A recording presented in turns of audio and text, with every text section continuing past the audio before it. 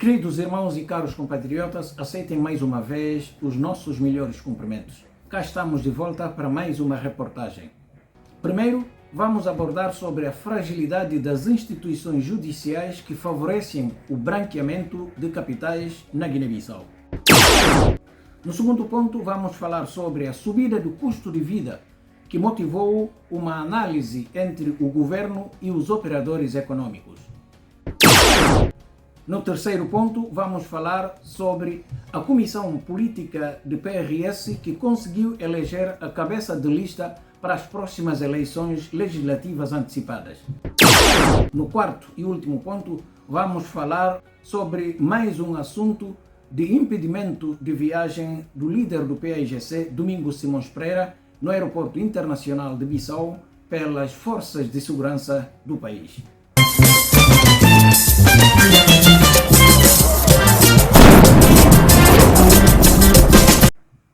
É mais uma reportagem da qual pedimos a vossa especial atenção nos minutos a seguir.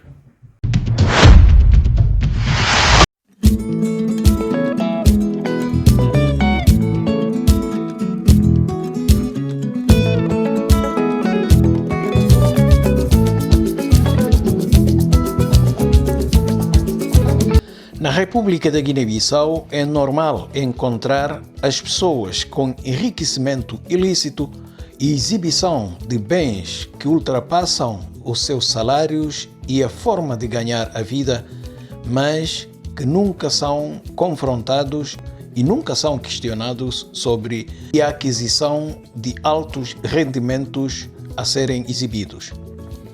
Nessa sequência, o presidente da Célula Nacional de Tratamento Financeiro da Guiné-Bissau questionou o porquê nunca ter havido na Guiné-Bissau a condenação relacionada com crime de branqueamento de capitais no país, apesar de serem visíveis na sociedade guineense. Nunca houve alguma condenação sobre crime de branqueamento de capitais na Guiné-Bissau. Não é a falta dos elementos. Constatou-se que a Guiné-Bissau é um país do qual todos nós vimos que as pessoas, basta entrar, o Estado começa a ostentar as riquezas. Quais são as origens dessas riquezas? Quais são as razões fundamentais para que não haja responsabilização? Isso pergunta-nos, intriga-nos a todos. Questão levantada pelo Justino Sá no quadro de seminário sobre branqueamento de capitais na Guiné-Bissau no dia 23 de agosto de 2022. O maior risco identificado em relação à Guiné-Bissau, temos o primeiro risco é a vulnerabilidade do país e não tem condições de fazer face a esse flagelo de luta contra o branqueamento de capitais e financiamento do terrorismo. E para o Ministro das Finanças, a razão deve-se à falta de implementação das leis no país. Para a execução das medidas de prevenção criminal previstas na lei, ainda se assiste a algumas dificuldades na implementação da legislação especial aplicável a entidades sujeitas à declaração das operações suspeitas. É uma situação que de facto é lamentável e é visto na nossa sociedade, mas que ninguém é responsabilizado.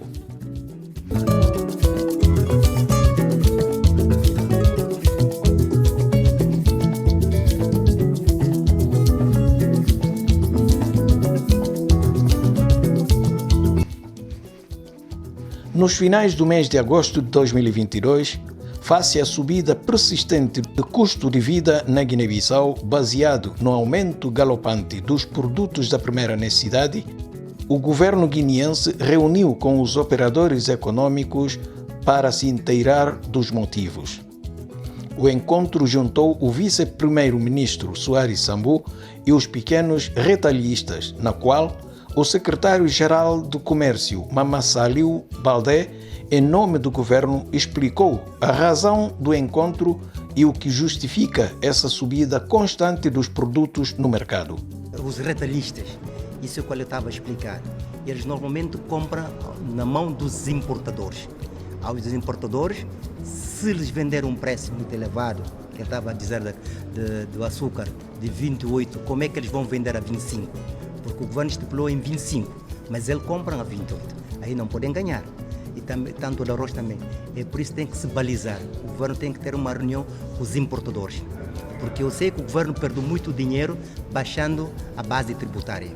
Isso é que se discutiu aqui. Que a pessoa mais visível é o pequeno retailista, porque ele é que vende a retalho. O outro não é visível. É por isso que todos caem em cima do pequeno. E hoje o Aliu explicou ao vice-primeiro-ministro como é que funciona o sistema do comércio interno.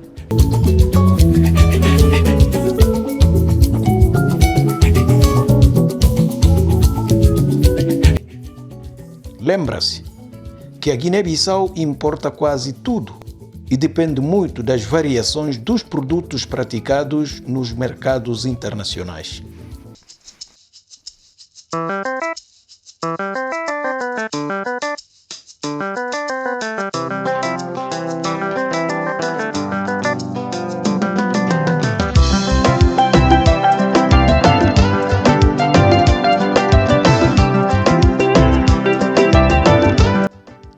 O que se temia instalar problema no seio dos renovadores e com o perigo de ingerência externa para complicar o entendimento entre os militantes foi contornada de uma forma passiva. O antigo secretário-geral do Partido de Renovação Social, Florentino Mendes Pereira, foi escolhido pela Comissão Política do partido como candidato a primeiro-ministro nas eleições legislativas de 2022.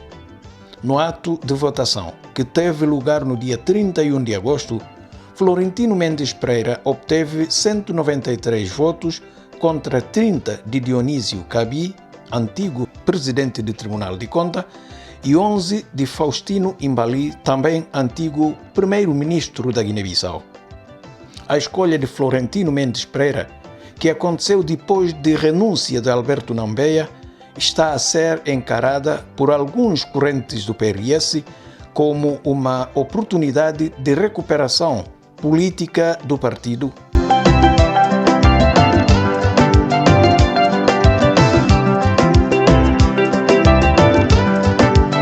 Essa escolha é concretização de um desejo de há muitos anos que o antigo secretário-geral dos Renovadores, em 2019, quase abandonou o partido pelo facto deste preceito estatutário não ter sido respeitado.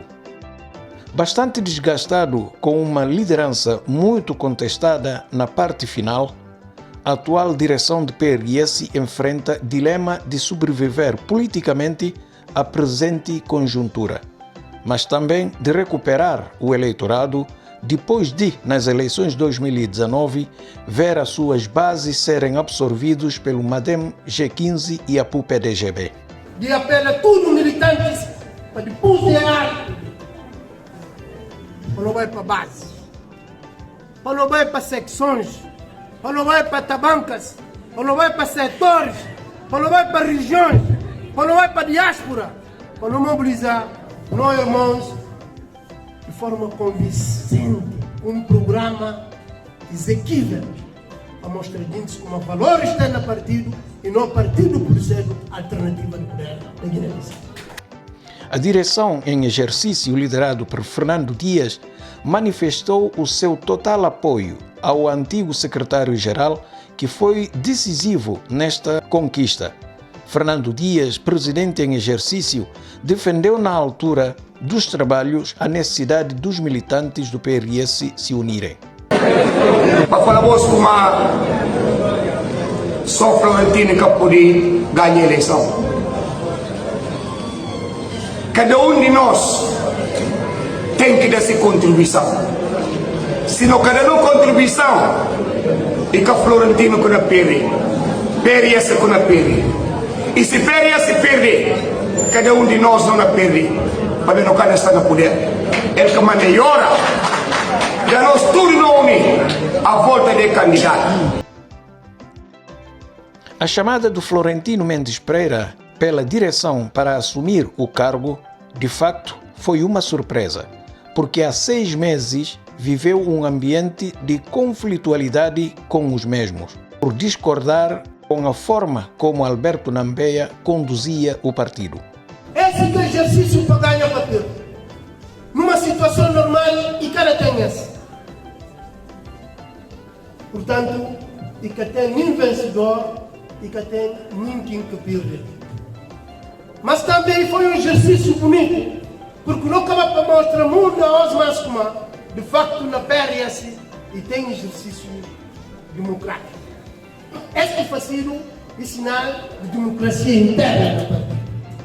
O agora cabeça de lista dos renovadores, que acaba de assumir o lugar num momento de confrontação apertada de vários partidos, para minimizar, tudo indica, antes de organização da estratégia de campanha, Florentino Mendes Pereira irá atender a proposta manifestada pelo líder de APU-PDGB e de agendar a preparação de um acordo com Nuno Nabian para uma coligação eleitoral. Um acordo PRS e APU-PDGB que irá prever a cedência de lugares em cada círculo onde um ou outro partido seja mais dominante. Lembra-se que Nuno Nabian já tinha manifestado a vontade para se juntar à PRS, o que não é inocente, uma vez que os dois partidos partilham as mesmas bases na componente étnica. O PRS e a APU temos uma base comum e são partidos que seguem, portanto, a ideologia do Kumbaya. Portanto, para que não haja disparidade dos votos, é necessário que trabalhemos no sentido de irmos juntos para essas eleições legislativas. Penso que o PRS está consciente disso, a APU também está consciente dessa situação. E certamente o PRS irá entender que juntar com a APU-PDGB será mais fácil atingir os resultados em termos de eleição de deputado. Esperamos o que vai ser desta situação.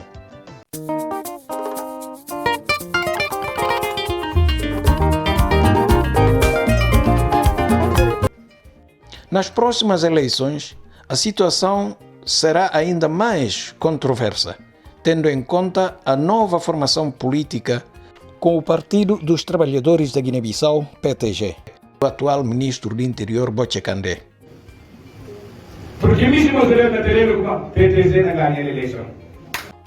Sem dúvidas, um partido de muitos figurinos e a partilhar muitos gastos para se atingir o poder, cujo as bases estão mais centradas nas zonas em que PRS foi o primeiro e Madem G15 secundou. E ainda lançou repto ao PAIGC. Se quer ter maneira de fazer, como o camarada, se vai eleição, Guiné Paz Gana tem, para Deus diga PAIGC, vai Congresso, para não vai contra, normalmente na eleição para o povo julgar a nós tudo, onde nós temos. Na mesma lógica, Bocé Kandé mandou recado ao presidente da República, Sissoko Embalo. Para ter uma Sissoko Embalo para ter paz camarada, a nós tudo não tem que ir no terreno. Quem que vai perder? O povo que julgar. Para não bloquear ninguém. PAIGC vai eleição. PAIGC vai ir na terreno, vai contra aquele cara que saiu. Que daqui da se escapem, se morre, e cana contente.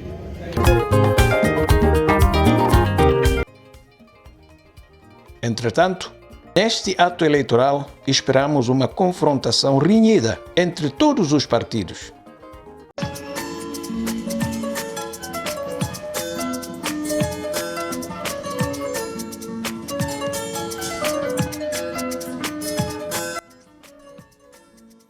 O líder do PAIGC, Domingos Simões Pereira, foi mais uma vez impedido de sair.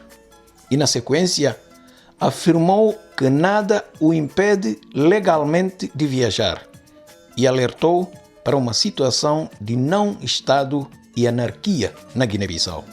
Nós chegamos à situação de não-Estado. É que não está aqui ninguém a exibir-me uma lei, a exibir-me uma ordem, a dizer que é por esta razão que tu não podes aceder ao aeroporto. Não há ninguém. Com quem é que eu falo?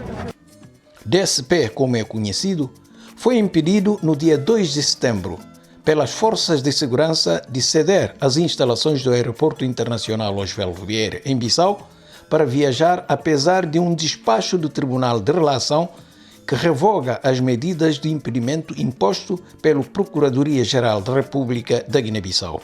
A guarda foi reforçada desde que souberam que o Domingos tinha feito o check-in para viajar.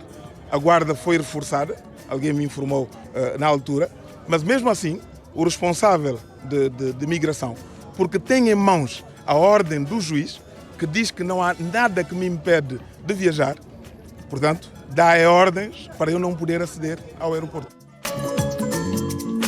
O mais importante é dizer que o mesmo poder político que se esconde cobardemente em ordens judiciais que são encomendadas recusa o cumprimento dessa mesma ordem judicial e, mais uma vez, fê-lo de uma forma covarde, afirmou Domingos Simões Pereira em declaração aos jornalistas no aeroporto. O mais importante é dizer que o mesmo poder político que se esconde cobardemente atrás de ordens judiciais que são encomendadas, hoje recusa o cumprimento dessa mesma ordem judicial. O juiz fez questão de enviar os documentos para o serviço, a Direção-Geral de Migração e Fronteira, como o próprio Ministério do Interior tem todos os documentos que comprovam que nada obsta a minha deslocação, a minha circulação livre enquanto cidadão.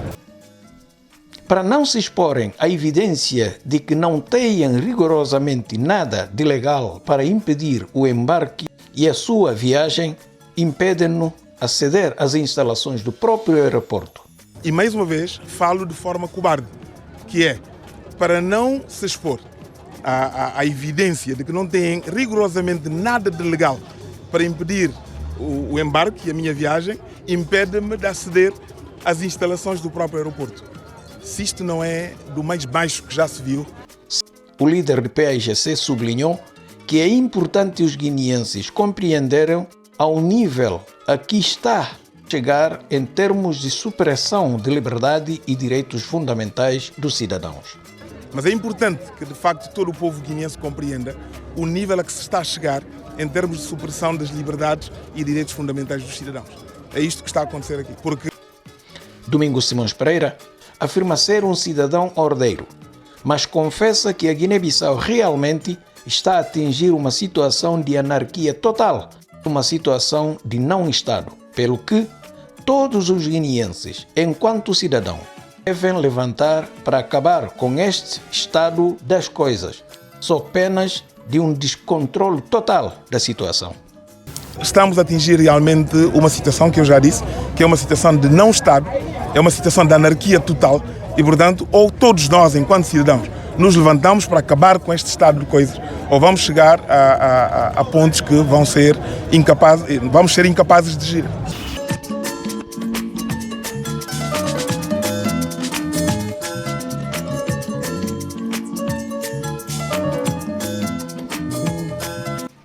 Lembra-se, o despacho do Tribunal de Relação na posse da comunicação social declara nulo o despacho do Procurador-Geral da República, Bakary Biaye, que revogou, em 3 de fevereiro de 2022, outro despacho do próprio Ministério Público que considerava nula a medida de coação imposta a Domingos Simões Pereira de permanência no país. O Ministério Público justificou a tomada de decisão devido à demora que a Assembleia Nacional Popular leva a responder ao pedido de levantamento de imunidade parlamentar do deputado e tendo em conta o perigo que a mesma acarreta para a investigação. Num outro despacho, com data do dia 26 de janeiro, o Ministério Público pediu à Assembleia Nacional Popular para permitir que Domingos Simões Pereira fosse interrogado na qualidade de suspeito. O Parlamento sempre negou o levantamento da imunidade ao líder partidário. Segundo os advogados de Domingos Simões Pereira, o processo resgate já foi concluído e culminou com a absolvição do arguido, que é o antigo ministro das Finanças, e em que o líder do PAIGC constava apenas como testemunha. Este processo está relacionado com alegado apoio financeiro por parte do governo às instituições bancárias, mas Domingos Simões Pereira alega que o acordo para essa ajuda foi assinado em novembro de 2015, quando ele já não era primeiro-ministro, cargo que assumiu entre 2014 até dia 12 de agosto de 2015.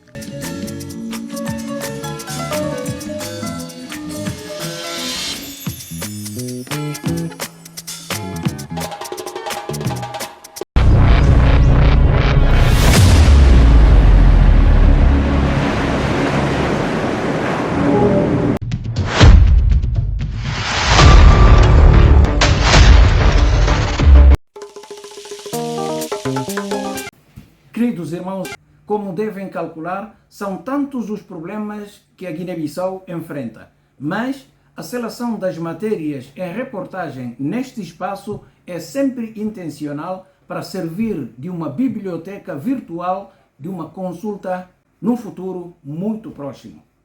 Esperamos estar a ser útil na ajuda e na compreensão de todas as matérias trazidas aqui para a reportagem. Em caso assim for, pedimos que seja o nosso seguidor e também partilhe as nossas reportagens sempre que achar importante o que estamos a fazer.